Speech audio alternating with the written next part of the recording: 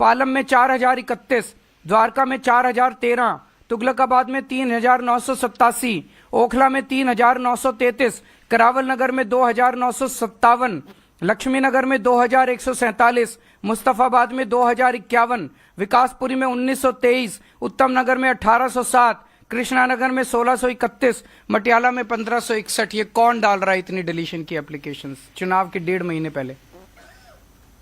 और ये तो मैंने जो विधानसभाएं कुछ बताई हैं, ये तो वो एप्लीकेशन है जो उनकी वेबसाइट पे है। वेबसाइट के बाहर चोरी छिपे पता नहीं कितनी एप्लीकेशंस के ऊपर इलेक्शन कमीशन काम कर रहा है काटने के लिए। ये जनतंत्र के लिए खतरा है।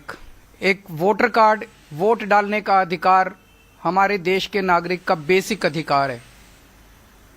अगर उससे वो अधिकार ही छीन लिया जाएगा तो उस देश के नागरिक होने का कोई मतलब नहीं रह जाता। अपनी सरकार चुनने, बाबा साहब अंबेडकर ने सबसे बड़ी बात 1950 में यही हुई थी, उस वक्त पूरी दुनिया में नहीं था, यूनिवर्सल एडल्ट सफरेज फ्रेंचाइज, कि हर नागरिक को, चाहे गरीब हो चाहे अमीर हो, उसको चाहे इस जात का हो चाहे उस जात का हो, चाहे इस धर्म का हो चाहे उस धर्म का हो, उसे वोट डालने का और अपनी सरकार चुनने का अधिकार है।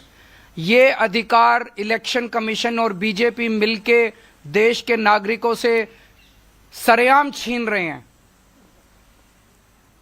लोग सुबह सुबह वोट डालने जाते हैं, वहां जाके देखते हैं कि उनका वोट कटा हुआ है, वोट नहीं मिलता, चीखते हैं चिल्लाते हैं, मीडिया 2 बाइट ले लेता है और उसके बाद मामला दब जाता है, सरकारें बन जाती हैं। और अब पता चल रहा है कि सरकारें कैसे बनती हैं।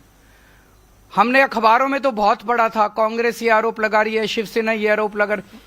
हरियाणा और महाराष्ट्र में बड़े स्तर पे क्या हुआ मुझे नहीं पता, लेकिन आज इस खुलासे के बाद एक शक तो होता है कि कुछ तो गड़बड़ हुई है। आज हम आपके सामने कुछ ऐसे लोगों को पेश कर रहे हैं जिन लोगों के नाम कटे हुए हैं, नाम काटने की एप्लीकेशन दी गई, लेकिन वो लोग मौजूद हैं, वहीं रह रहे हैं।